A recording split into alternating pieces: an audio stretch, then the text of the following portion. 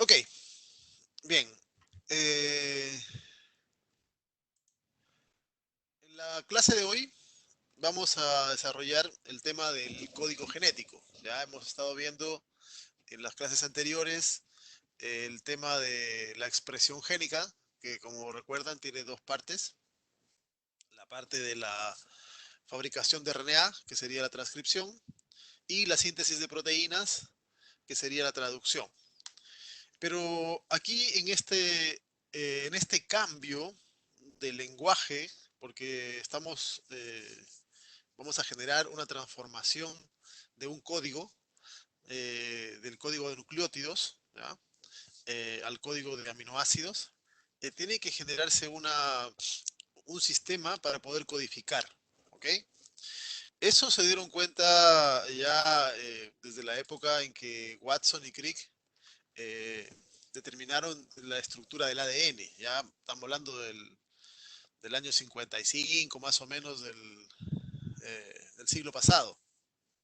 Eh, cuando se descubrió de que el DNA era la molécula de la herencia, la molécula que contenía la información para fabricar elementos y darle propiedades a los seres vivos, características, se estableció una relación, ¿ok?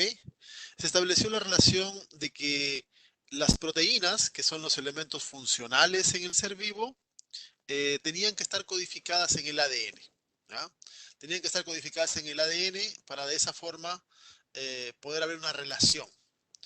Eh, en las bacterias eso podía darse de manera, se pensaba, ¿no? Se pensaba, podía haberse dado de manera directa porque ambos están ocupando el mismo espacio. Tenemos el ADN, está en el citosol, y las proteínas también, de modo de que estaban tratando de investigar cómo es que a partir del DNA se podían fabricar proteínas. Sin embargo, rápidamente se dieron cuenta de que esto no podía ser así, ¿ya? Porque en los eucariotas el ADN está en el núcleo, la mayoría del ADN, ¿ok? Y si bien se había encontrado una relación ya directa de que, de que lo que estaba en el ADN después se expresaba en proteínas, no podía ser el DNA el molde directo, no podía ser, porque el DNA jamás salía al citosol y se había encontrado ya de que las proteínas aparecían en el citosol. Entonces tenía que haber un mediador, tenía que haber alguna molécula que funcionase como intermediario, ¿ya? Entonces explicándose el razonamiento que tuvieron que hacer todas esas épocas. Eh, y poco después se encontró a ese intermediario, ¿ah? Secuencias de RNA que se veía que aparecían en el núcleo y después salían al citosol. Entonces, esos eran los intermediarios que estaban buscando, los que podían servir como copias de la información contenida en el DNA nuclear y que después eran utilizados para generar las secuencias de la proteína. ¿Ok? Y de esa manera se definió los términos de transcripción y traducción que hemos venido estudiando. Eh, la, la formación de RNA mensajero se le denominó transcripción porque utiliza el mismo lenguaje. ¿Ok? Transcribir es copiar, en esencia, significa eso, copiar. ¿Ya? Y aquí estamos hablando el mismo lenguaje. Tenemos en el DNA el lenguaje de los nucleótidos, secuencias nucleotídicas, y el RNA mensajero también son secuencias nucleotídicas. El, el, el otro cambio ya implicaba una variante, porque no se utilizaba el mismo lenguaje, no se utilizaba el mismo tipo de información. Entonces aquí teníamos de que el lenguaje de los nucleótidos pasaba al lenguaje de los aminoácidos. Entonces tenía que traducirse, ¿ok? Tenía que traducirse. Y eso fue el nombre que se le colocó a este segundo proceso, que es usar la información del RNA mensajero para generar las cadenas de aminoácidos, ¿ok? Poco tiempo después se logró determinar de que las células codificaban ese lenguaje porque también se habían dado cuenta de que habían diferencias importantes. En el, en el lenguaje de los nucleótidos se, se utilizaban solamente 4 letras, mientras que en el lenguaje de los aminoácidos se usan 20 letras. ¿Ok? Entonces, hay una diferencia, ¿ya? No hay una correlación de que sea letra a letra, ¿ya? Entonces, lo que se encontró poco después, ¿ya? Por el 60, por ahí, es que la, la célula utilizaba para poder generar ese cambio de código de un idioma a otro idioma, una correlación en donde tres nucleótidos se correspondían con un aminoácido. ¿Ok?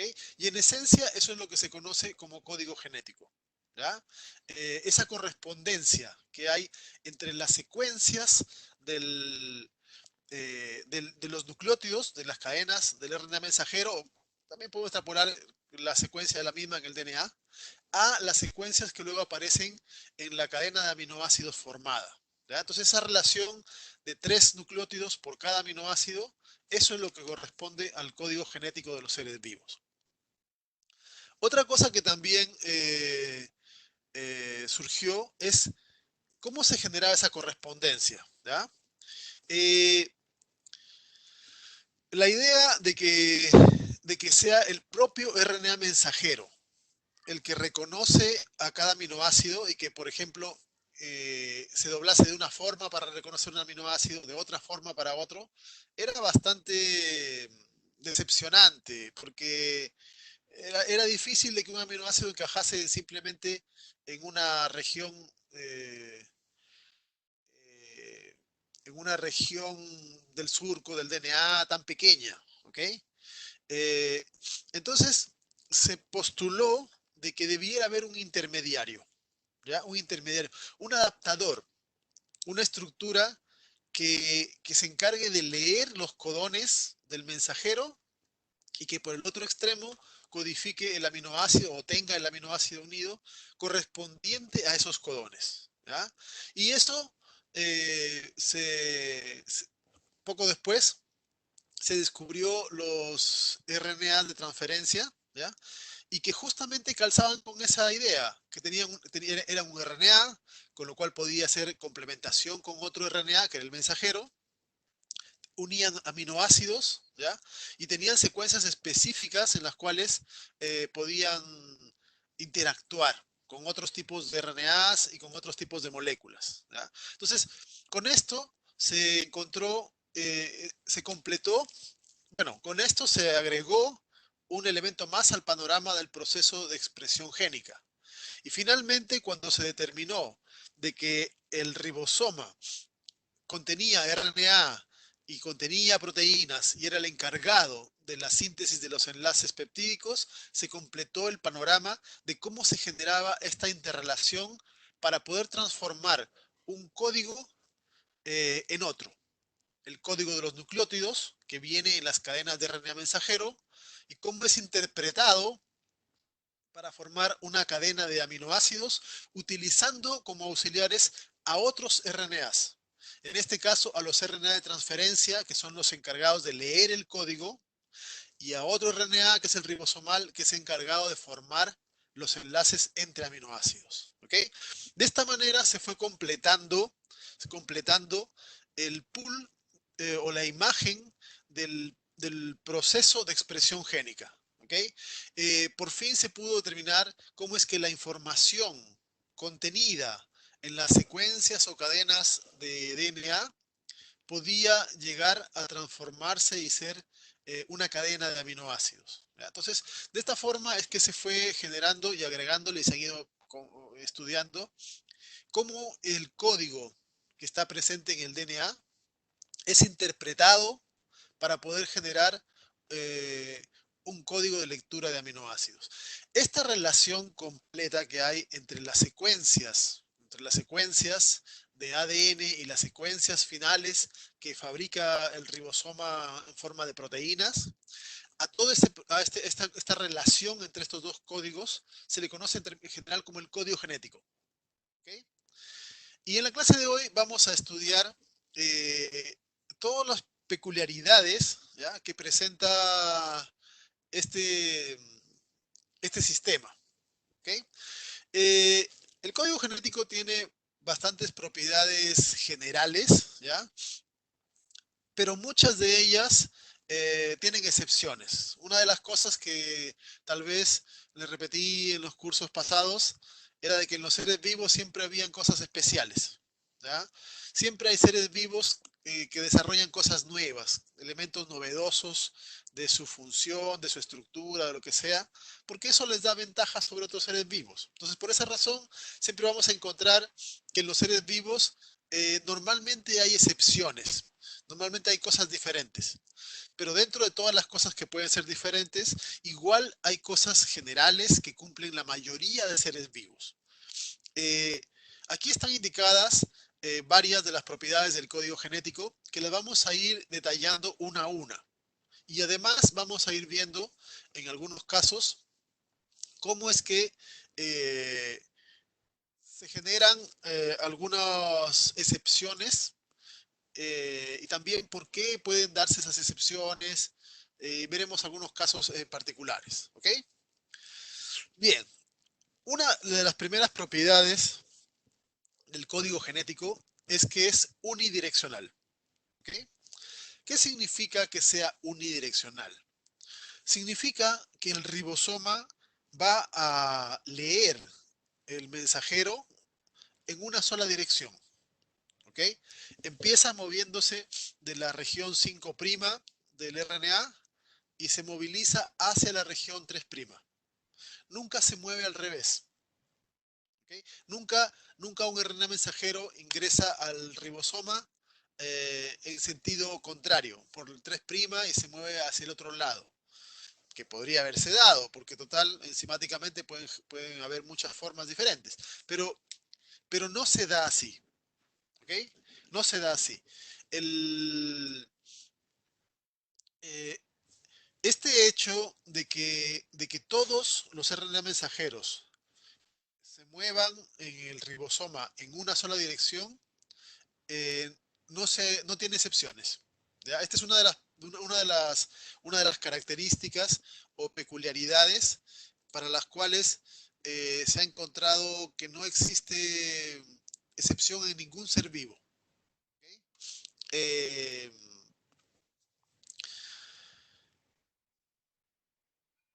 otra forma de decir que el, que el proceso es unidireccional es también decir que tiene polaridad.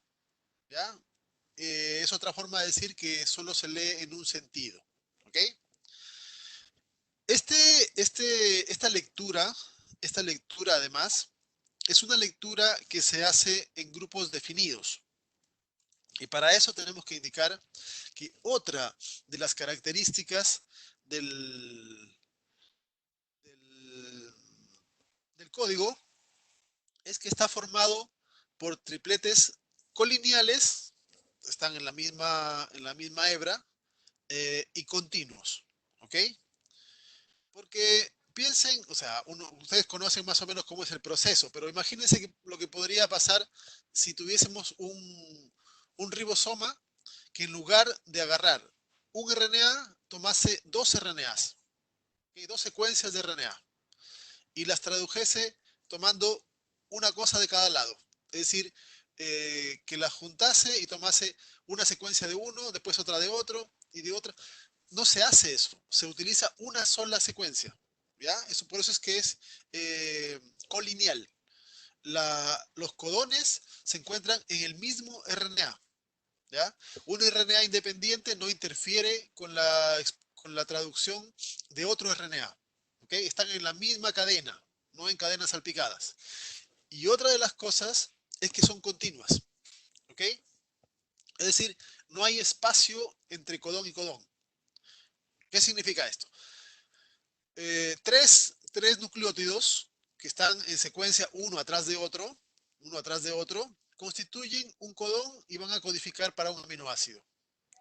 El siguiente nucleótido inmediatamente ya pertenece a otro codón. ¿Ok? Es decir, no hay espacios entre uno y otro. Aquí se muestra una diferencia de cómo podría ser un código genético en lugar de continuo, puntuado. ¿Ya? Puntuado es decir con espacios. Porque podría darse este caso, imagínense.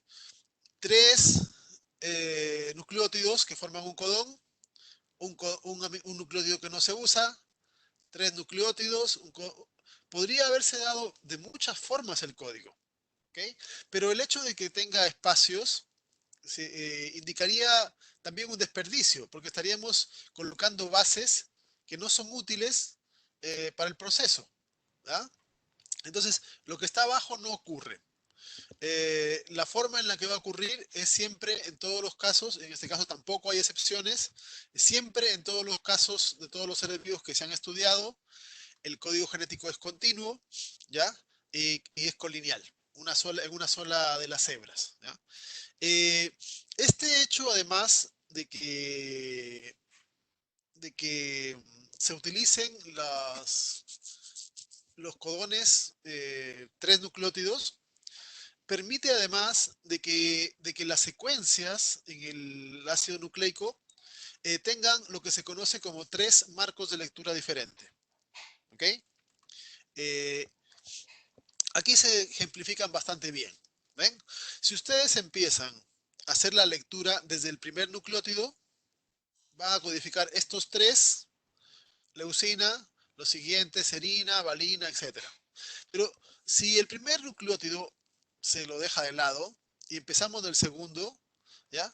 Tomaré estos 2 más el primero que era antes del otro núcleo, del otro codón.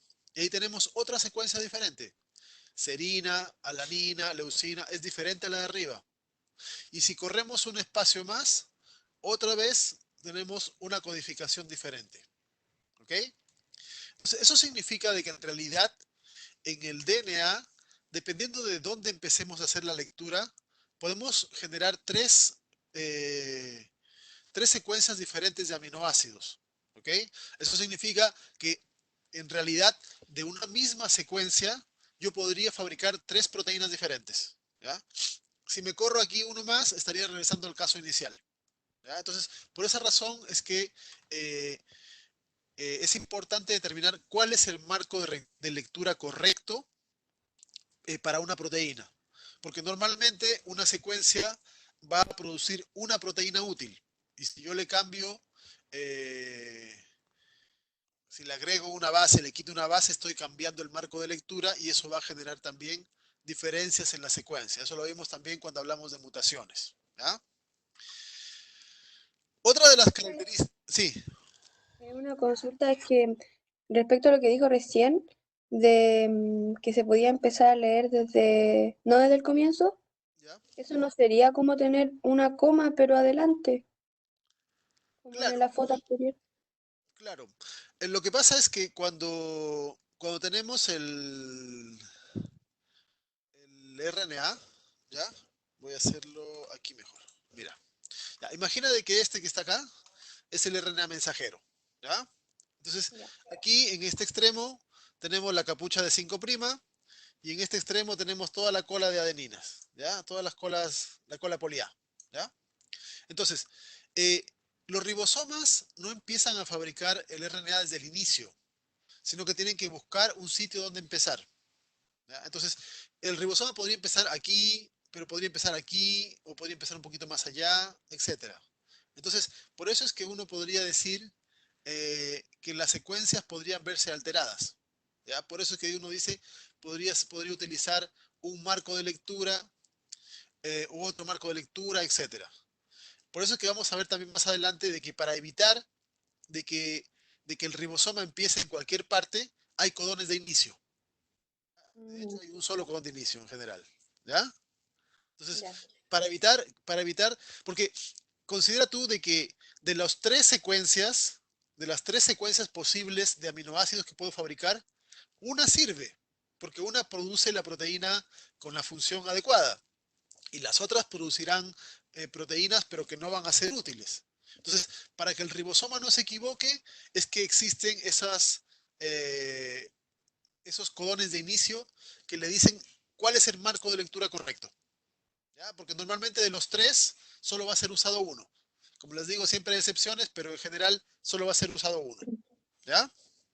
Ya. Pero entonces igual se podrían como perder esos nucleótidos, esas bases que no se van a ocupar si es que el marco de lectura es como, no sé, después de dos. o tres. Pero no es que se corten ni nada, sino que simplemente no se usan, ¿ya? Ah, ya. En el RNA mensajero hay una región que está hacia, si tú tienes el, vamos a hacer otra vez, espérate, hago un dibujito por acá.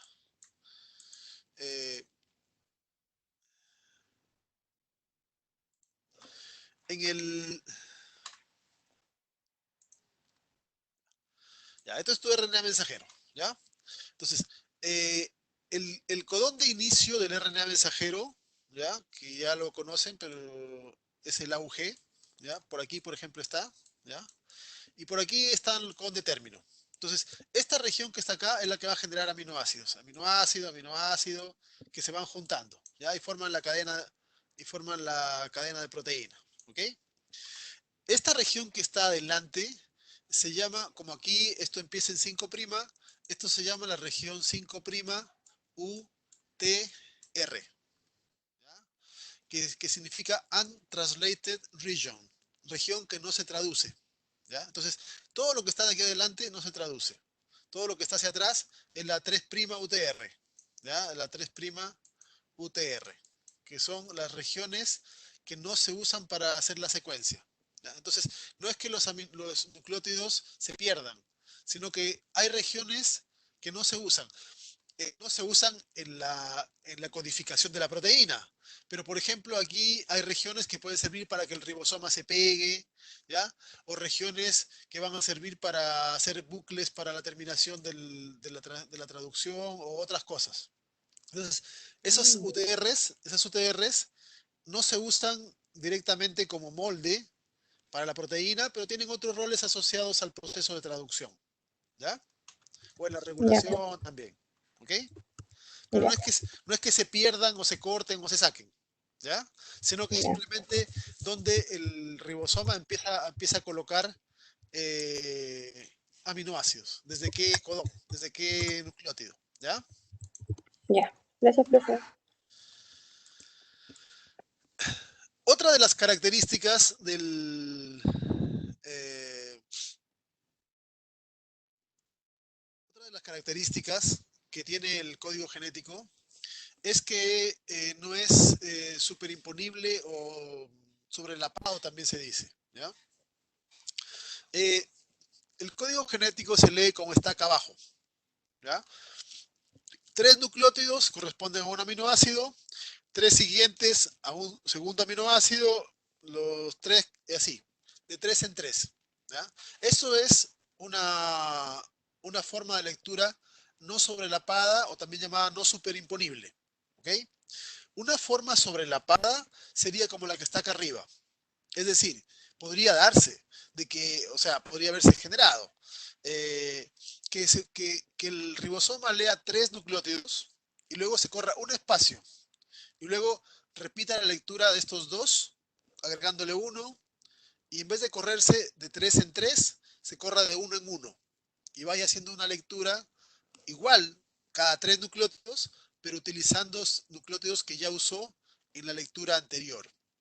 Esto sería sobrelapado o superimponible, porque estaríamos usando en cada nuevo codón elementos que fueron usados en el codón anterior, ¿ya?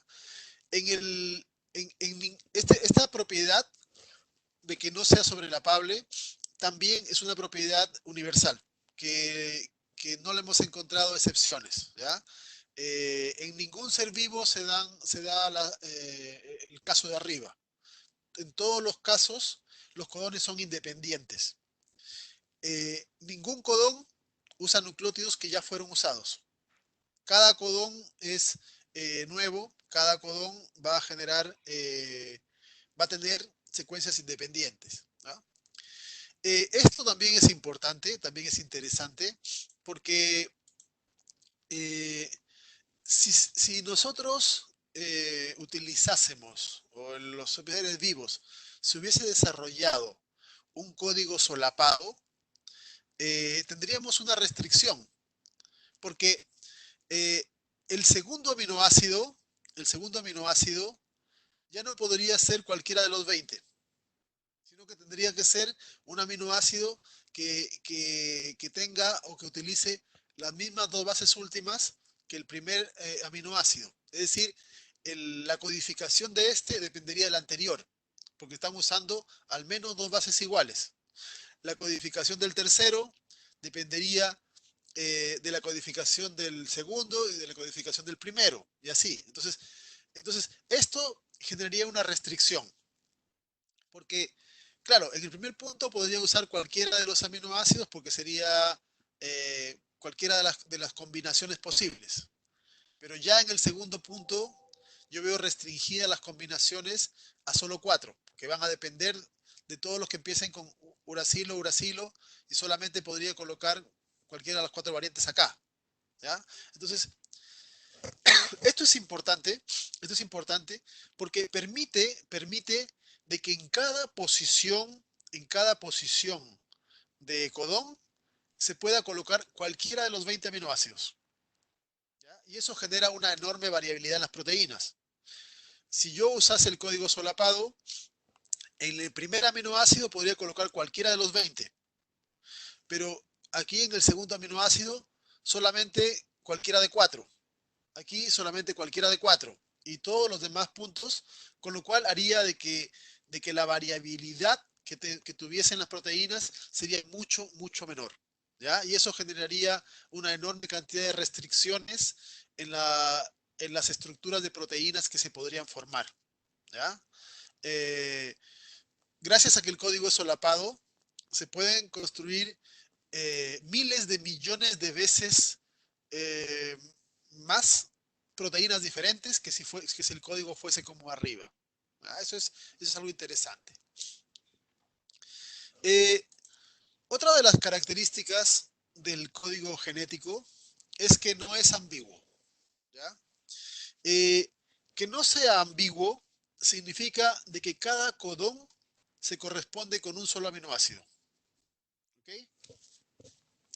Eh, no es que, no es que en una traducción el ribosoma agarre el UA y coloque leucina y para otra traducción tome el UA y le ponga serina. No, en todas las veces que el ribosoma encuentra este codón, le coloca siempre el mismo aminoácido. ¿Ya? Eso significa que no es ambiguo. Cada uno de los codones corresponde a un solo aminoácido. ¿Ya? Al revés, como pueden ver, es diferente, ¿ya? Porque cada aminoácido puede tener más codones. Pero eso es otra propiedad que vamos a ver a continuación. Eh, el hecho de que el codón sea, que el sistema del código genético no sea ambiguo, solo aplica para un mismo sistema. ¿Ok? Solo aplica para un mismo sistema. ¿Qué significa eso? Por ejemplo, en No bacterias, sé, ¿existen otros organismos que tengan un sistema genético diferente a este eh, que se conoce? sí, pero no completamente diferente, porque tienen variantes. Y eso es lo que Ah, justamente ya. quería mostrarles ahora, ¿ya? No es que tengan un sistema en donde todos los aminoácidos codifican diferente o todos los codones, pero sí se ha encontrado de que tienen pequeñas variaciones, ¿ya? Pequeñas variaciones. Y aquí, por ejemplo, hay algunas, y el día de mañana ustedes van a hacer un taller donde van a revisar varios códigos genéticos diferentes para que vean cuán diferente puede ser un código genético de un ser vivo de otro. O, por ejemplo, cuán diferente es el código genético de la mitocondria del código genético general. Que hay algunas cosas interesantes que mostrar allí. ¿Ya? Vamos a hacer un taller que espero les guste también. Bueno, pero centrémonos en esto. El código genético general, el común, el estándar, eh, codifica que en la metionina, este aminoácido, tenga como codón el AUG, que de paso es el codón de inicio. ¿Ok? Ahora, en bacterias, no en todas, ¿ya? No en todas, pero en algunos grupos, eh, además, el codón GUG también codifica para metionina. Entonces aquí tenemos una diferencia, ¿ya? Una diferencia. en donde vamos a tener algunas variantes en ese sentido, ¿ya? Otras variantes que también encontramos es que, por ejemplo, en algunos sistemas, el GGA codifica glicina, en otros seres vivos, ese mismo codón codifica ácido glutámico, ¿ya? En algunos sistemas, el codón UGA es stop, en otros produce un aminoácido particular, un derivado de la cisteína, la selenocisteína, ¿ya? Son algunas variantes que tenemos en donde se incorporan aminoácidos particulares, ¿ya? O la pirrolicina, que también, estos se dan en bacterias generalmente, ¿ya? Casi estos casos, porque ahí tienen más variantes, bacterias, arcaeas, tienen algunas variantes, porque a veces viven en lugares que tienen otras características que hacen que necesiten que algunos aminoácidos sean más estables o con otro grupo, etcétera, ¿ya? Pero son algunas variantes del código, ¿ok?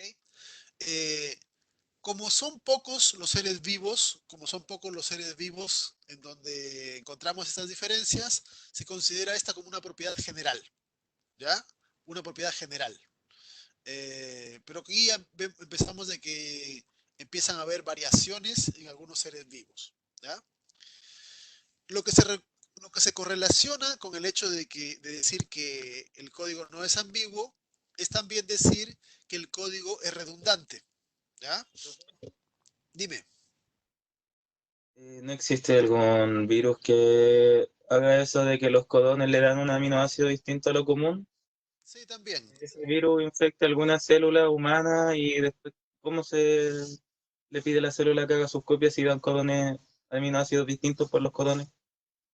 Eh, Normalmente los virus tienen, como se han especializado en un grupo celular, pueden tener variaciones, o sea, pueden tener el mismo código que que el hospedero y suelen portar enzimas que después de que ha sido agregado el aminoácido van a modificarlo para generar esas diferencias, ¿ya? Eh, como los virus no tienen metabolismo, eh, suelen usar una secuencia genética, un código genético similar al de su hospedero. Pero sí se han encontrado casos de virus que igual tienen códigos, o sea, o tienen elementos eh, que pueden generar variaciones, ¿ya? Eh,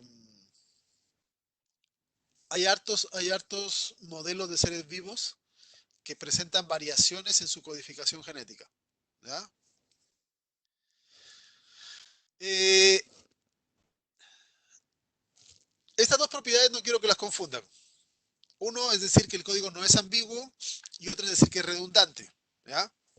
Cuando uno dice que el código no es ambiguo, estamos diciendo de que cada codón corresponde a un aminoácido, ¿ya? Pero además, cada aminoácido normalmente tiene varios codones y eso es lo que le da la característica de redundante o también denominado degenerado. Sí, eh, aparte de los aminoácidos que se usan para la síntesis de proteína directa, existen una gran cantidad de aminoácidos diferentes, más de 80, ¿ya? Eh, en las proteínas se suelen utilizar más aminoácidos, pero no en la síntesis, sino que normalmente lo que se hace es que se fabrica la proteína con estos aminoácidos y luego se los va a modificar. Más adelante vamos a ver una diapositiva con algunas modificaciones de aminoácidos en donde se les puede agregar un grupo metilo, amino, etcétera, y ya le estamos cambiando eh, la estructura, ¿ya? Entonces, eh, lo que pasa es que, bueno, en el trabajo autónomo que yo les dejé, se indicaba la razón por la cual se usan 20 aminoácidos. Porque si uno considera que la variabilidad es uno de los elementos más apreciados en los seres vivos, porque la variabilidad te genera diferencias y esas diferencias permiten la evolución y la adaptación a los ambientes, ¿ya? Es una de las características más fascinantes. Se preguntaban siempre ¿por qué solo se usan 20 aminoácidos para la síntesis de proteínas? Cuando podrían usarse 80 o más de los que existen, ¿ya? Y esa respuesta está contestada en parte en el trabajo autónomo que yo les dejé, en donde se indica eh, que por un tema de estructura de los elementos que codifican, que son los RNA de transferencia, que tiene que ver con el tamaño, la forma, etcétera, era imposible poder seguir generando mayores variantes. Porque si uno se pone a pensar acá, en este tema, aquí yo tengo, por ejemplo, que la leucina es codificada por 6 codones. ¿Ven? Leucina tiene acá 6 codones. 6 codones. Eh, podría fácilmente en un sistema, por ejemplo, esto es codificar para la leucina y acá, por ejemplo, codificar para un aminoácido diferente, un aminoácido nuevo, ¿ya? Y yo habría ganado una variación. Por ejemplo, estos dos, cambiarlos por otra cosa, ¿ya? Pero, pero aparentemente al llegar a 20, ya se genera un tope en las capacidades de las formas de los adaptadores, ¿ya? Porque recuerden de que tiene que haber un sistema que lea el anticodón y que se correlacione con el aminoácido que lleva el RNA de transferencia. Entonces, seguir agregando variaciones podría generar de que se multipliquen mucho las mutaciones por error al agregar más variaciones, y eso también es peligroso, porque evolutivamente hablando, mutaciones pequeñas que generan cambios adaptativos menores son menos drásticas, pero las mutaciones grandes suelen ser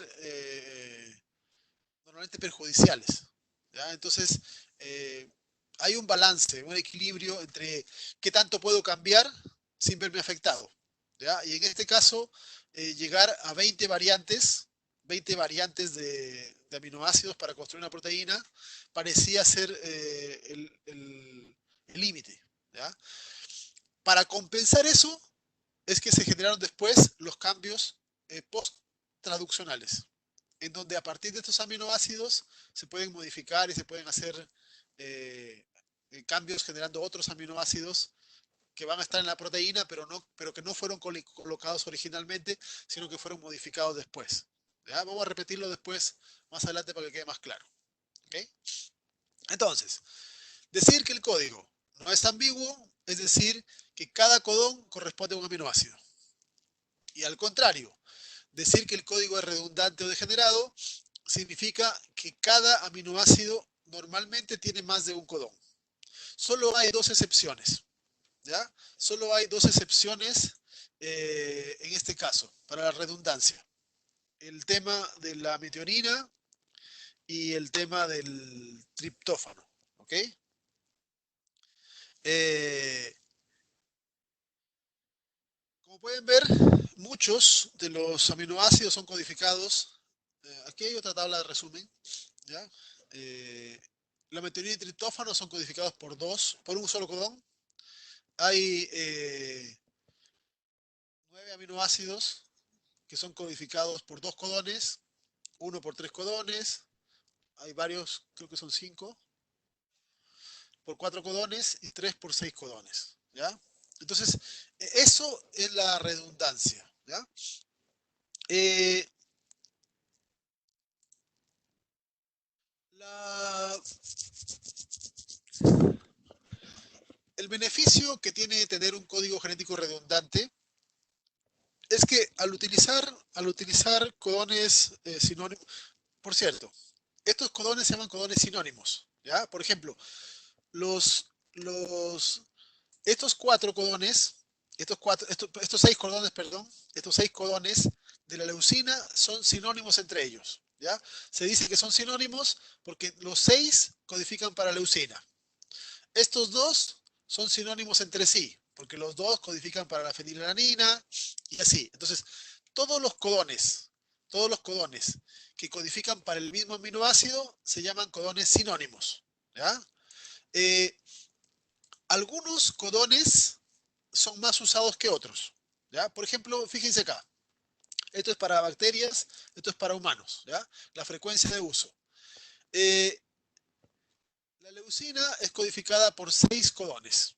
Sin embargo, en las bacterias, el codón más usado es el CUG. ¿Okay? El CUG. También es el codón más usado en humanos. ¿Ya? Pero como pueden ver, es decir, si se ha colocado leucina en una proteína, es porque en el ADN hay cualquiera de estos codones. Pero normalmente, como ven, hay algunos codones preferenciales. ¿Ya? En este caso, este codón es el codón, es el codón preferencial tanto en bacterias como en eucariotas. Pero en otros casos no es así. Por ejemplo, la prolina, eh, el codón más usado en eucariotas es el CCC, pero en bacterias no es ese. ¿Ya? En bacterias es otro. O al revés. Alanina, el codón más usado es el GSG, pero en eucariotas no es ese codón más usado. Entonces, hay codones que son más usados que otros, ¿ya? Siendo que son todos sinónimos. Ahora, el usar, el usar diferentes codones tiene varias funciones interesantes. Por ejemplo, lo que se conoce como la pausa traduccional. Aquí también, de manera similar a lo que conversábamos ayer, que la RNA polimerasa no avanzaba a un ritmo constante, sino que avanzaba un poco, se detenía y luego avanzaba. En este caso, cuando se fabrican proteínas, el ribosoma también puede hacer lo mismo. El ribosoma puede empezar a fabricar una proteína y avanza un poco en el RNA y se detiene. ¿Por qué hay pausas programadas? Porque, porque a veces le cuesta que llegue el RNA de transferencia correcto. Ese hecho de no hacer el trabajo tan rápido como podría hacerlo, ¿ya? Sino que tomarse pausas, puede facilitar el plegamiento. Es decir, imaginen esto, el ribosoma captura a una proteína y fabrica un fragmento, una partecita de la proteína, ¿ya? No sé, fabrica 40 aminoácidos y se detiene. Entonces, al detenerse, hace de que lo que ya se fabricó empiece a plegarse. Luego avanza otro poco y lo que fabricó se va a plegar también. Entonces, va avanzando, se detiene y facilita que la proteína que se está fabricando se vaya plegando. Uno de los problemas que se tiene cuando se hace el, el- la recuperación eh, de la desnaturalización es ese hecho. ¿Ya? Voy a hacerle un ejemplo a ver si se queda más claro. ¿Ya? Imaginemos de que yo tengo una proteína. ¿Ya? Una proteína que tiene unos pliegues característicos. ¿Ok? A esta proteína yo la puedo desnaturalizar, ¿cierto? Ustedes saben cómo ocurre eso. Yo le cambio el pH o la caliento un poco, no mucho, y la proteína va a perder la estructura tridimensional y se desnaturaliza, ¿cierto? Ahora, cuando imaginen de que yo la calenté un poco, ya si es una proteína humana está a 37, yo la caliento a 50 y la desnaturalicé. Y después yo a esta proteína la regreso otra vez a 37. Pero algunas proteínas son capaces de plegarse en su forma correcta, pero otras proteínas, al volver a la temperatura original, ya no se pliegan igual, sino que le va a cambiar su plegamiento. ¿Ok? Va a cambiar su plegamiento. Entonces, algunas proteínas pueden renaturalizarse, volver a ser como estaban antes, porque no han perdido nada. ¿Ok? Pero el problema está en cómo se plegaron originalmente. ¿Ya?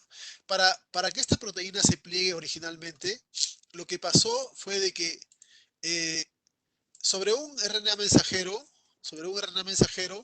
un ribosoma empezó a fabricar la proteína. ¿Ya? Primero fabricó un pedazo y ese pedazo se plegó de cierta manera. Luego ese ribosoma avanzó y se fabricó otro pedazo que se plegó de otra manera.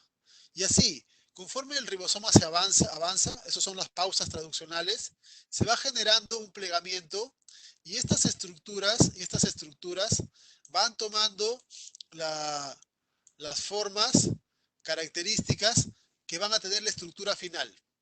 Pero eso ocurre así porque lo van haciendo por partes. ¿Okay? Es decir, primero se plegó la primera región que salió, luego la que sigue, luego la que sigue, y eso le dio la estructura final, porque no interfieren una región con otra. Pero si el ribosoma fabrica rápido la proteína, toda completa, así como está acá, abajo, probablemente el plegamiento sea diferente. ¿Okay? Entonces, se ha encontrado de que cuando se utilizan aminoácidos sinónimos raros, ¿ya? Codones raros, el ribosoma se detiene, porque como son codones raros, también la célula produce poca cantidad de ese tipo de RNA de transferencia. Entonces, el ribosoma espera a que llegue uno de los RNA de transferencia poco frecuentes. ¿Ya? Y cuando llega, lo coloca y continúa. Entonces, de esa forma eh, el usar codones frecuentes que van a hacer que funcione rápido la traducción y codones que hacen que se detenga, facilita el plegamiento de proteínas. ¿Ya? También facilita ese mismo proceso la modificación durante o después de la síntesis, también facilita la secreción, ¿ya? El hecho de que hay proteínas que tienen que secretarse al exterior de la célula, ¿ya? O que tienen que secretarse, por ejemplo, al interior eh, del retículo, ¿ya?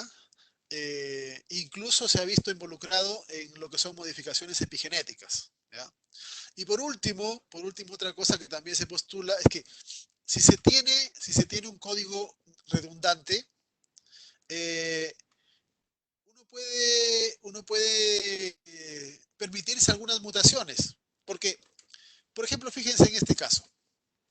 Si en el ADN tenemos la secuencia CUC, ¿ya? Y la polimerasa se equivoca y le coloca G en lugar de C. Esa mutación no importa, porque codifica el mismo aminoácido. O si se equivoca y le coloca acá en vez de C al principio, le coloca una U. ¿Ya? Entonces, algunas mutaciones que no van a ser importantes porque al cambiar el nucleótido, el aminoácido sigue siendo el mismo.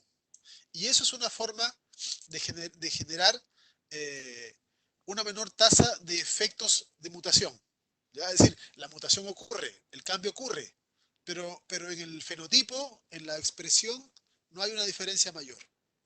¿Ya? Entonces, por esa razón se explica por qué el código es redundante, por qué se ha quedado de esa manera, eh, por qué se ha quedado de esa manera en los seres vivos. ¿Ya? Aquí tienen las características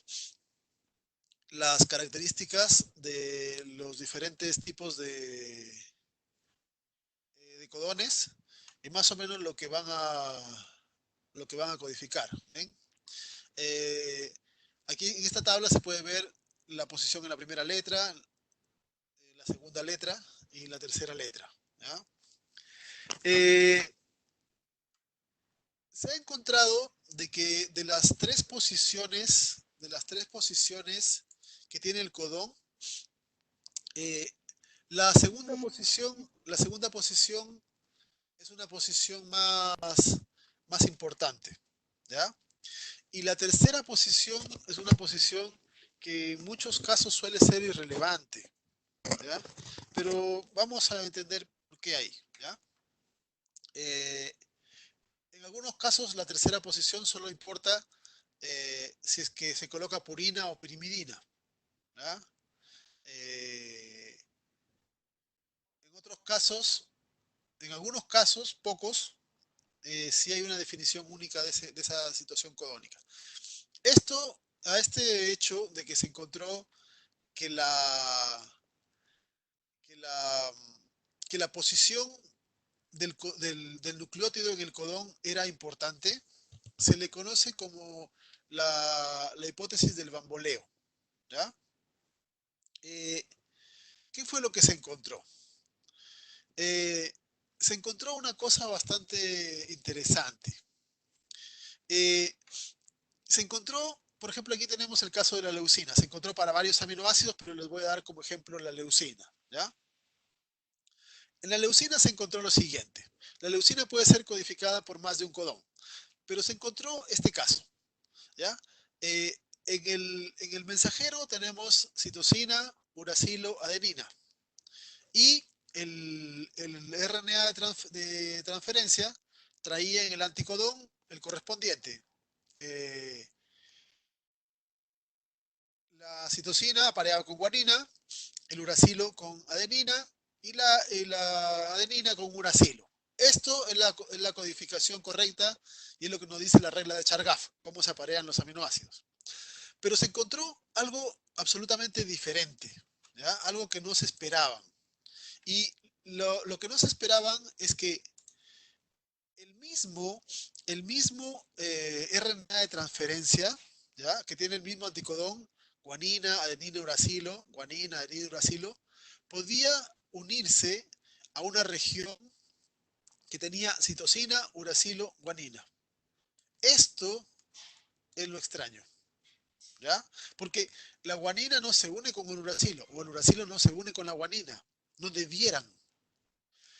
En este caso no importa. No importa, porque los dos codones, este y este, codifican para el mismo aminoácido. ¿Okay? Entonces, daba lo mismo si se colocaba eh, otro RNA de transferencia específico para esto. Pero lo que encontraron en general es que a veces en la tercera posición, a veces encontrábamos apareamientos que no se consideraban que fuesen correctos de acuerdo a lo que dicta las reglas de apareamiento de ácidos nucleicos. ¿Ya? En las reglas de apareamiento de ácidos nucleicos ustedes saben que se determina que la adenina se une al uracilo y la guanina con la citosina. Pero aquí vemos uracilo con guanina. ¿Ya? Uracilo con guanina. Entonces, estas cosas que se fueron encontrando, eh, no se entendía por qué ocurrían. Y después, cuando se hicieron ya investigaciones un poco más detalladas, se determinó que tenía que ver con la estructura del RNA de transferencia. Porque el anticodón forma una curvatura. ¿Ya? Forma una curvatura. Y esa curvatura hace que la posición 2, sea una posición que va a tener un encaje bastante preciso. Entonces, por eso la posición 2 importa harto. ¿Ya? La posición 1 también encaja bastante bien, pero igual es menos importante. Pero la posición 3 encaja más o menos nada más. Entonces, la posición 3 puede permitirse variaciones. Y lo que se encontró fue cosas como esta. ¿Ya? La guanina, ustedes saben de que se une con la citosina y eso lo hace porque forman 3 puentes de hidrógeno. ¿Ok? Pero, y bajo condiciones normales, la guanina no se une con uracilo. Pero aquí, bajo estas condiciones en donde el RNA de transferencia tiene una curvatura, hace que la posición que toman los nucleótidos permita de que la guanina forme enlaces con el uracilo. Solo 2 enlaces, pero igual ya es una forma de encajar. Entonces, igual esto ya es reconocido. ¿Ya? A esa hipótesis de que el tercer nucleótido del codón puede generar, puede generar interacciones no tan específicas, se le conoce como la hipótesis del bamboleo. Es como que la tercera patita del codón estuviese como bailando. Por eso se le colocó la hipótesis del bamboleo. Como que interactúa más o menos, se mueve, ¿ya? Y por eso genera este tipo de cosas. Eh, Otra cosa más interesante que se ha encontrado en los RNA de transferencia es que se utilizan bases nitrogenadas especiales. No sé si se acuerdan del año pasado, cuando vimos RNA de transferencia. Usaban bases diferentes. Dentro de las bases nitrogenadas diferentes que se han encontrado en los RNA de transferencia, está una que se llama la inosina, que es derivada de la adenina, ¿ya? Pero ha sufrido unos cambios. Eh, Se ha encontrado que algunos codones de RNA de transferencia, en lugar de traer una base común de adenina, traen a inosina, ¿ya? Traen inosina. Entonces, la inosina tiene esta peculiaridad, ¿ya? Bajo estas condiciones de curvatura, la inosina se puede unir con uracilo, se puede unir con citosina o se puede unir con adenina. ¿Ven? Puede unir con 3 diferentes tipos de codones. Por esta misma razón, también es que tenemos el hecho de que el código genético sea redundante, lo que decíamos hace rato. La tercera posición puede cambiar. ¿Ven? Aquí, fíjense en estos cuatro. En estos cuatro. Eh, los dos primeros nucleótidos son constantes. En estos cuatro primeros. Y el que cambia es el tercero. ¿Ya? Entonces, en general, estamos viendo de que muchas veces da lo mismo cuál sea el tercero, por esta razón. Porque a veces el tercero es reconocido indistintamente, ¿ya? No siempre se da así. A veces sí importa, ¿ya? A veces sí importa el tercero, pero en muchos casos el tercer codón puede no importar, ¿ya? Entonces, las reglas del bamboleo indican de que en la posición 3, eh, puede utilizarse de manera indistinta más de un nucleótido, ¿ya? Hay hay excepciones en la cual el codón 3 sí importa específicamente, ¿ya? Por ejemplo, en las diferencias entre isoleucina y metionina o triptófano y un codón de stop. Pero en general, aquí pueden ver ustedes, aquí se han puesto rayitas, ¿ya? Para indicar de que el codón 2 es el que más importa en la interacción. Luego sigue el codón 1 y el tercer codón es el codón del bamboleo, ¿ya? En donde si tenemos una, una base en el mensajero, este nucleótido puede unirse a más de un nucleótido aparte del que le es complementario, ¿ya? Aquí, por ejemplo, el uracilo debería unirse solo a adenina, pero además se puede unir a guanina o a inosina, ¿ya? La citosina a guanina o inosina y así. Entonces, se unen en la tercera posición, los nucleótidos pueden aparearse y complementarse con un codón, con un nucleótido que le corresponde o otro que normalmente no lo harían, ¿ya? En este esquema, se muestra la importancia relativa de cada codón en base a cómo debieron haberse generado evolutivamente, ¿ya? Eh, Están de adentro hacia afuera, ¿ya? Los que están aquí adentro, en el círculo interior, representan el codón 1, la posición 1 del codón. Estas letras grandes representan la posición 2, para darle importancia. Y al final tenemos los nucleótidos de la posición 3 del codón, ¿ya? Y hay cosas interesantes que indican la importancia del codón 2. Por ejemplo, fíjense en esto.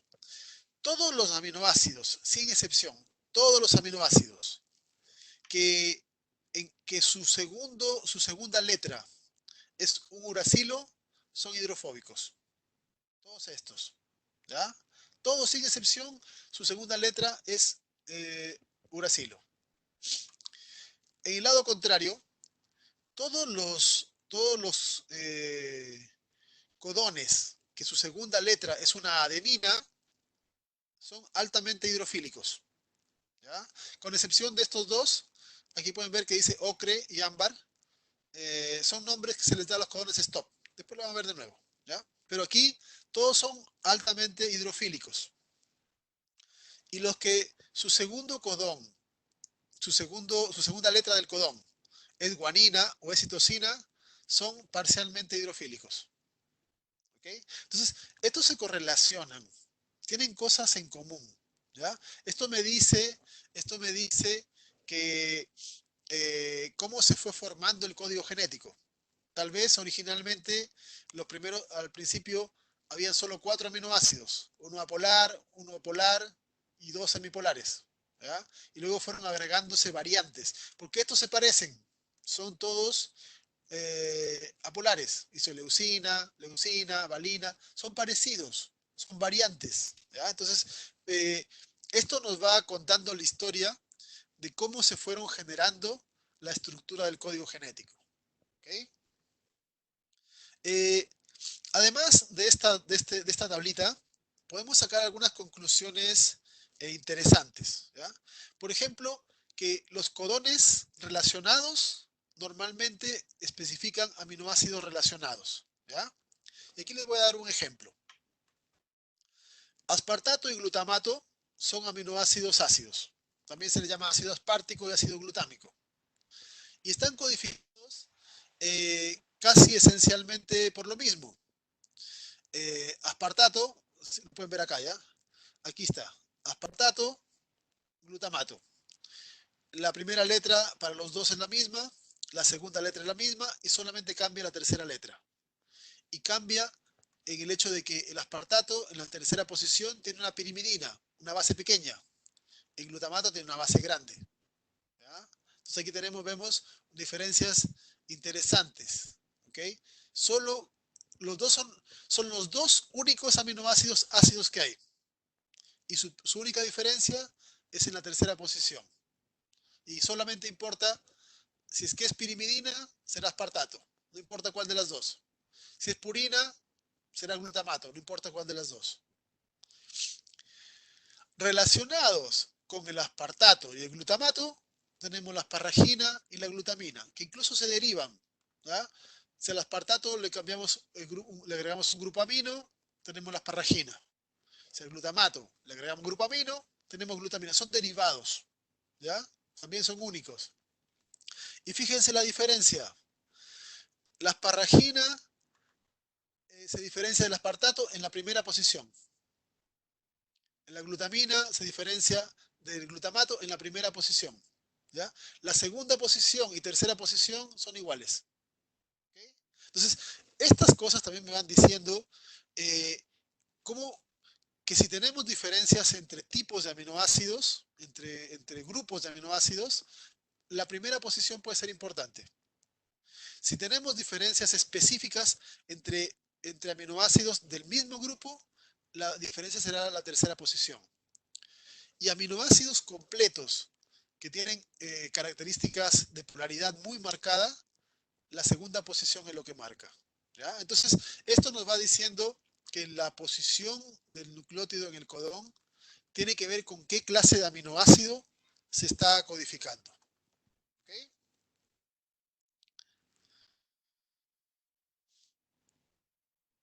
¿Cómo van?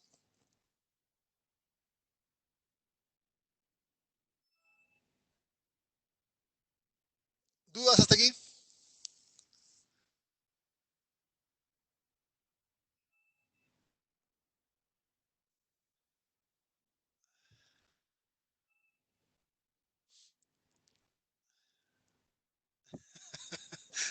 Ya vamos a hacer una pausa y aprovechen.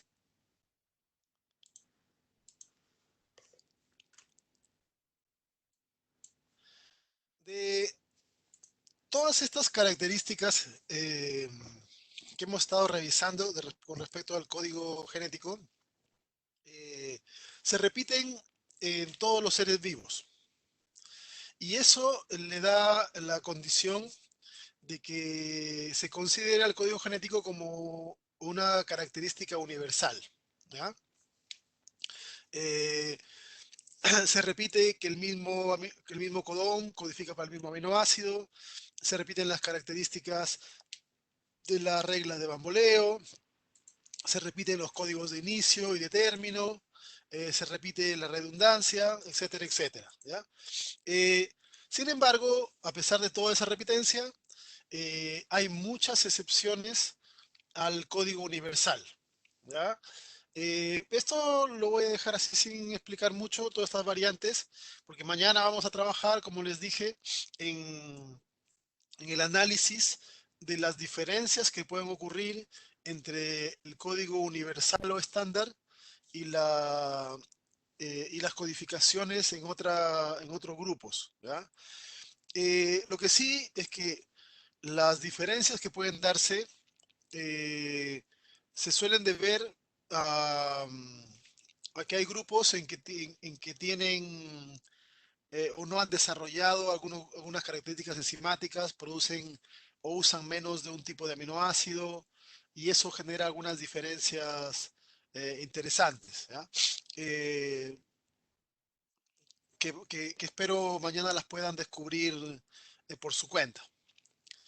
Eh,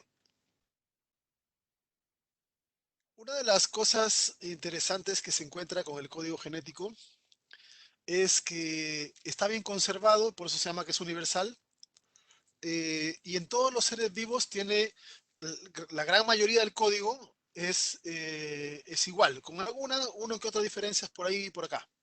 Pero el hecho de que se haya conservado también ha significado una pregunta importante, porque normalmente bajo el transcurso de la evolución, las diferentes componentes metabólicos que tienen los seres vivos suelen cambiar bastante.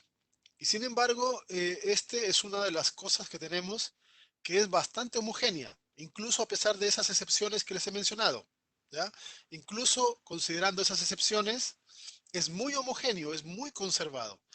Eh, se ha especulado que el hecho de que esté bien conservado en todas las especies podría ser simplemente un accidente. ¿Ya? Es decir, alcanzó una límite, una tasa, y solo ese grupo de individuos que desarrollaron este tipo de código fueron los exitosos y los que evolucionaron, y otros códigos que pudieron haber existido en otros seres se perdieron cuando esos seres perdieron la lucha de la vida con el grupo de seres que somos nosotros ahora.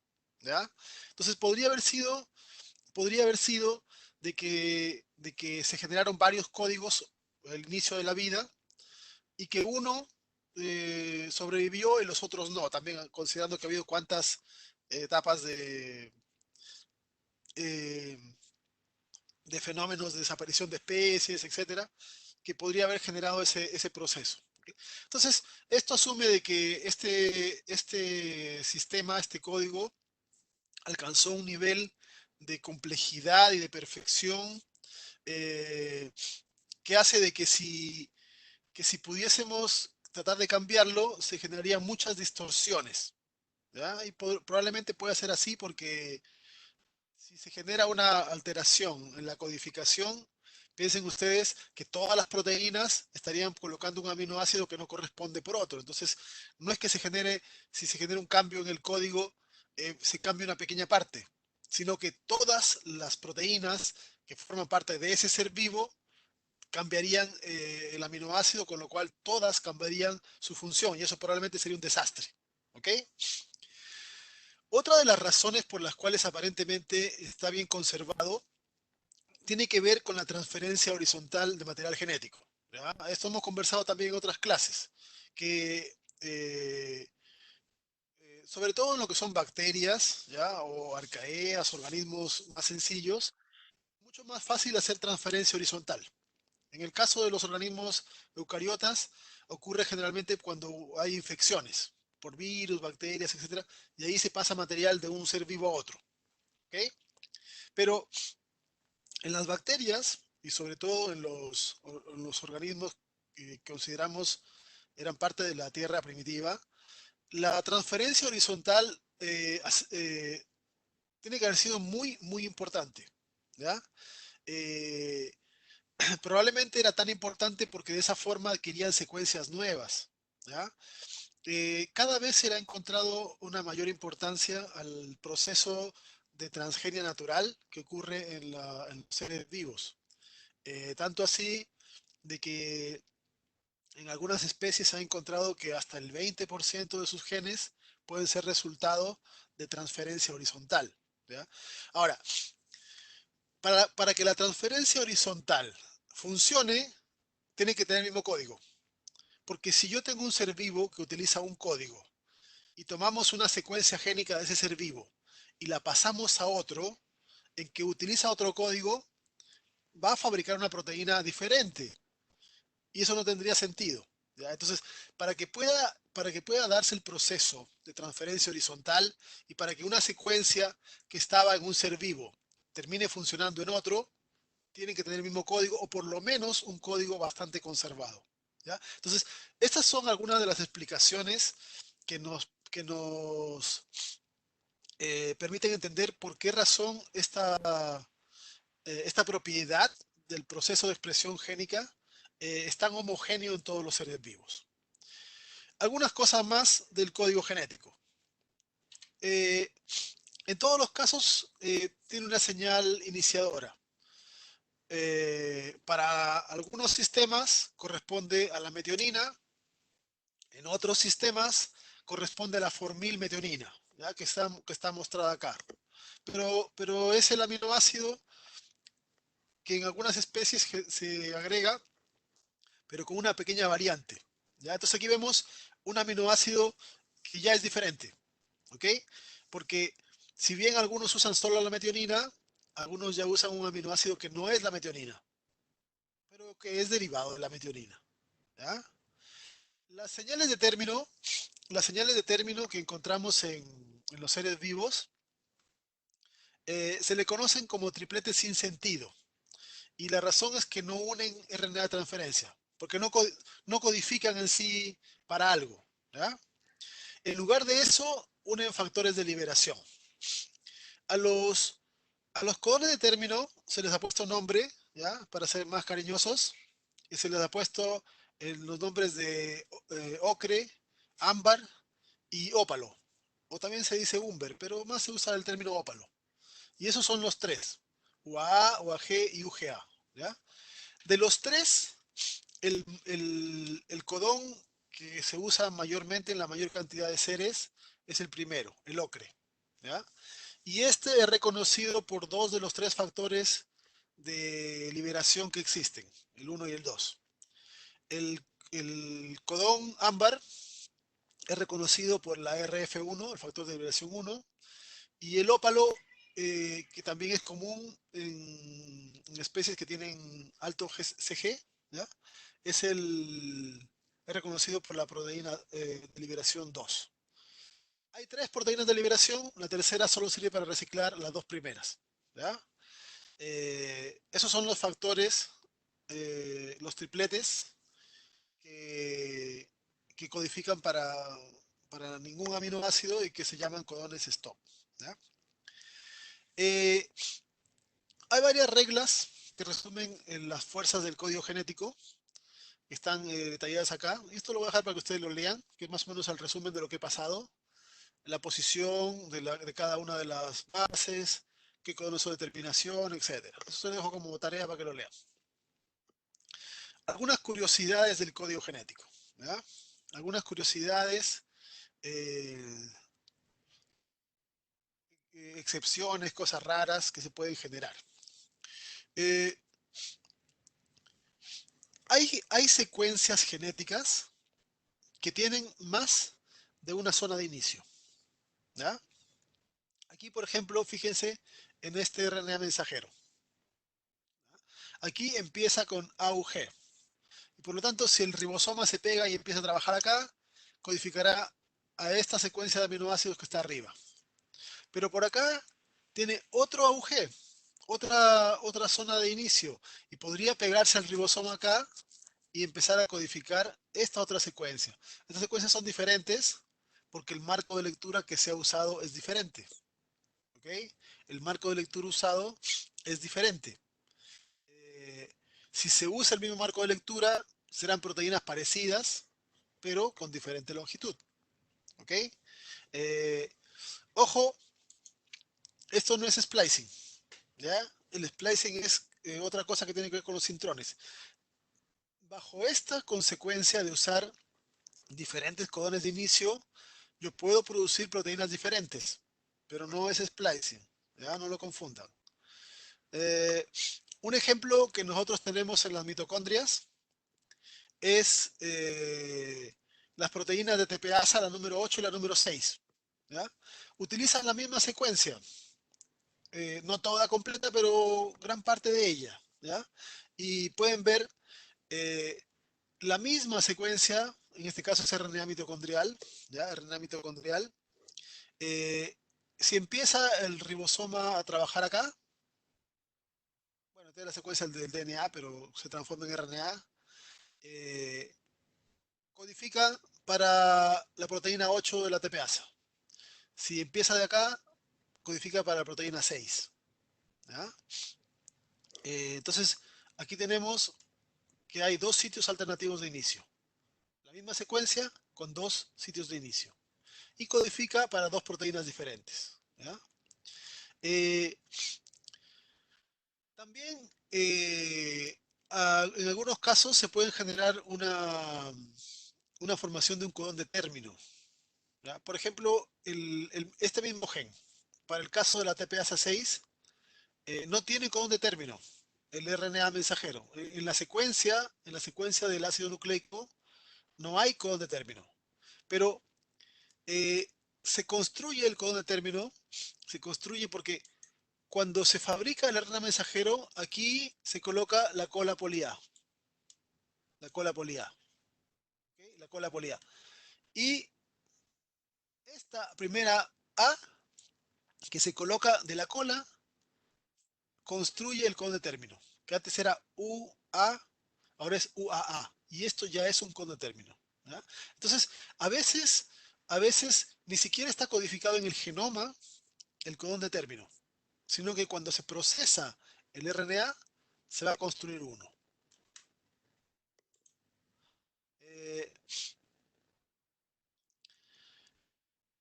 el, el- Aquí hay un ejemplo de cómo se utilizan dos sitios alternativos de inicio de la traducción. Hay un gen, aquí pueden ver, ¿ya? Que es una proteína que se une a estas secuencias, es un factor de transcripción, que puede, dependiendo de factores hormonales, eh, y eso se da en un tejido diferente que en otro, empezar la síntesis en una región o empezar en otra región. Eh, y, esto, y esto va a hacer de que produzca dos tipos de proteínas, una más larga que la otra. ¿Ya? Si produce una proteína larga, va a estimular la expresión de un gen que a su vez reprime un proceso de diferenciación. Pero si produce una proteína pequeña, no se genera esto, con lo cual se produce la diferenciación. ¿Ya? Entonces, aquí tenemos una cosa interesante, porque en un sistema, en un tejido, dependiendo de esta proteína, podría expresarse una de las formas de proteína y con eso conducir a que se genere una transformación de un tipo celular en otro. Pero en otro tejido se puede generar una diferencia. Y esto se descubrió utilizando un antibiótico, ¿ya? Que reprime a esta proteína que genera las diferencias en donde va a empezar el inicio del proceso de transcripción. ¿Ya? Son sitios de inicio diferentes. Eh, un modelo un poco más extremo de esto es el gen llamado receptor de glucocorticoides. Este gen se llama GR. ¿Ya? El, el receptor de glucocorticoides se expresa en montones de células. ¿Ya? Aquí pueden ver el glucocorticoide, son hormonas derivadas del colesterol. pueden ingresar a la célula por través de la membrana, y adentro en el citosol tenemos al receptor, ¿ya? O en el núcleo. Entonces, el receptor de glucocorticoide, cuando une a la hormona que llega, ¿ya? A la hormona, tiene respuestas citosólicas y respuestas nucleares, ¿ya? Y activa algunos genes, reprime otros genes, y lo hemos encontrado de que tiene funciones en todas partes del cuerpo, ¿ya? Hay receptores, tenemos receptores en todas partes. Tenemos receptores desde los ojos, cardiovascular, sistema inmune, por todas partes. Ahora, una de las peculiaridades que tiene es que el receptor de glucocorticoides tiene muchas formas, ¿ya? Porque tiene, en primer lugar, varios exones, y aquí sí se hace splicing, ¿ok? Aquí sí se hace splicing en la primera parte. Entonces, esta forma, esta forma del gen, ¿ya? Tiene dos exones que pueden ser usados de manera eh, alternada o específica, dependiendo del tejido. Y eso va a formar dos formas generales de proteína. Una que usa el exón 9A o 9 alfa, y el otro el 9 beta, ¿ya? Pero además, este mismo gen tiene, eh, si no me equivoco, son 8, ¿ya? 8 diferentes sitios de inicio de la traducción. O sea, en algunos tejidos se va a formar una proteína que debe tener 700 y tantos aminoácidos. A otra le van a faltar, otra empieza en otro tejido, empieza en otro sitio de inicio y le faltan 27 del inicio. 86, 90. Cada uno de estos puntos es un sitio de inicio diferente, ¿ya? Entonces, la gracia que tiene este sistema es que permite de que en algunos tejidos se exprese una forma del receptor, en otros tejidos otra forma. Entonces, hay receptores que van a poder unirse a diferentes tipos de glucocorticoides, y hay otros que van a ser más específicos de solo algunos glucocorticoides. Y con eso las respuestas van a ser diferentes. Y esto es interesante, porque la respuesta que uno espera en el sistema inmune al glucocorticoide tiene que ser diferente a la que tenemos en el sistema esquelético, al sistema reproductivo y en cada uno de los sistemas. Entonces, la gracia está de que aquí tenemos un solo gen, pero podemos producir 16 proteínas diferentes, que en esencia hacen cosas muy parecidas, pero no iguales, ¿ya? Muy parecidas. Pero en un tejido será una forma de proteína, en otro otra forma, y eso le va a dar características de respuesta diferencial a los tejidos. ¿Ok? Eso es algo genial que tiene también el proceso de traducción. ¿Ok? Además de todos estos procesamientos que se hacen para la traducción relacionado con lo que es el código genético, es importante indicar que las proteínas van a modificarse de varias maneras, algunas bastante específicas, ¿ya? Si ustedes se acuerdan, las proteínas se modificaban en el Golgi, se plegaban, se les hacía varias cosas. Bueno, aquí también hay algunas cosas interesantes que hay que considerar.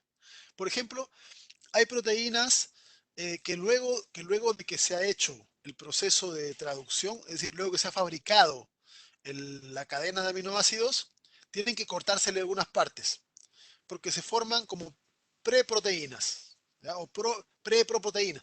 Por ejemplo, eh, el caso del factor de inicio de G4, una proteína que tiene que cortarse un fragmento, aquí pueden ver, para que pueda funcionar, ¿ya? O más conocido, tal vez sepan ustedes, el caso de la insulina, ¿ya? La insulina se fabrica como proinsulina, una proteína más larga, pero hay que cortarle un pedazo. Cuando, cuando le cortamos este fragmento, recién tenemos nosotros la insulina, que es la funcional, ¿ya? Eh, o también elementos de respuesta a esteroles, ¿ya? También hay que cortarlo para que pueda funcionar como receptor.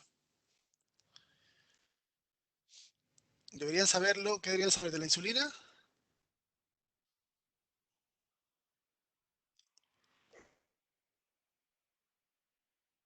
Bueno, ahora ya lo saben.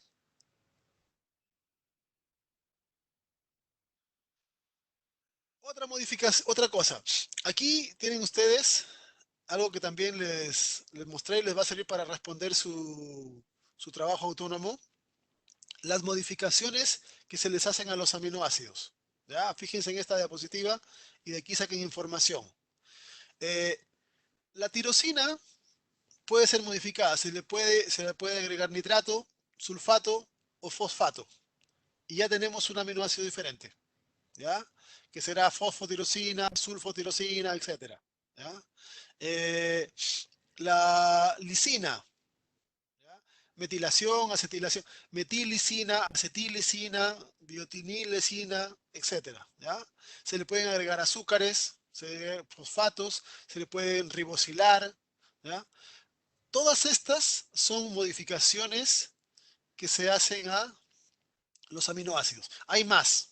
Ya estas no son las únicas. Hay más modificaciones. Entonces, esto permite de que en las proteínas, si bien en el ribosoma originalmente solo se usan 20 aminoácidos, cuando la proteína madura, otra enzima le puede cambiar aminoácidos y podemos encontrar más de 20 aminoácidos diferentes, que van a ser aminoácidos que se usan en proteína, aunque no desde el inicio.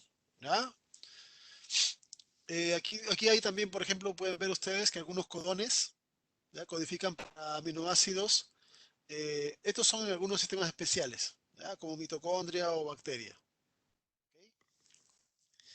Eh, También se puede modificar las proteínas añadiéndole grupos prostéticos, coenzimas, cofactores, etcétera, iones, lípidos, de todos estos tipos. ¿Ok? Un ejemplo, la ferritina. ¿Ya? Eh, la,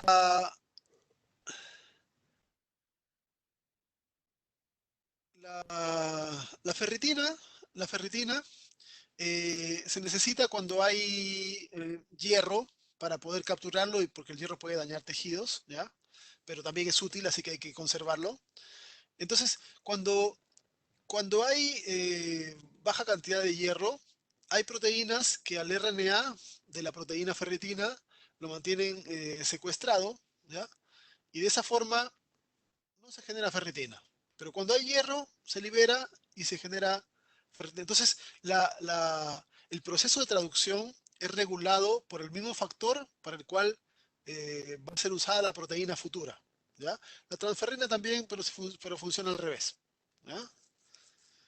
Eh, También otra forma de regular es degradando. Y ustedes ya deben recordar el sistema del proteosoma, ¿ya? Que utiliza ubiquitinas, que son proteínas pequeñas que se unen en secuencia a los sustratos que hay que degradar y permiten eh, que se vayan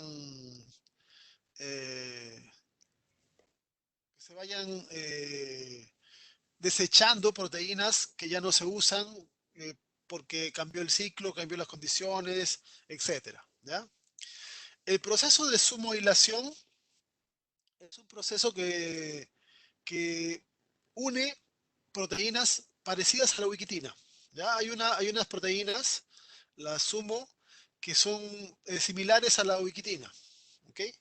Eh, y se ha encontrado de que al unirse a otras proteínas pueden afectar algunas cosas importantes. ¿Ya? Cambiarle la estabilidad, cambiarle la actividad o regular la interacción de complejos proteína-proteína. También es uno de los procesos en los cuales participa. ¿Ya?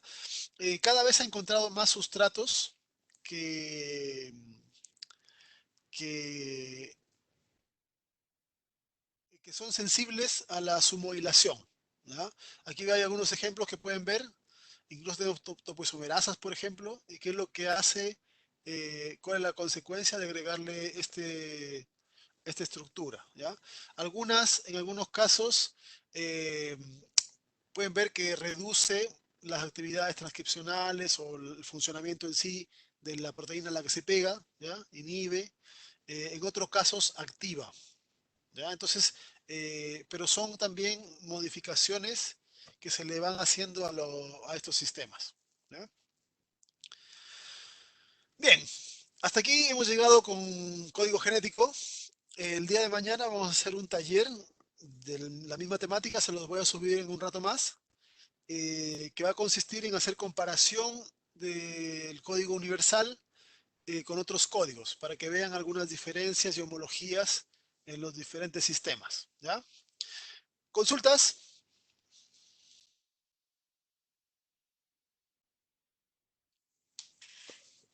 Profe, ¿el taller de la semana pasada se entrega mañana o el sábado?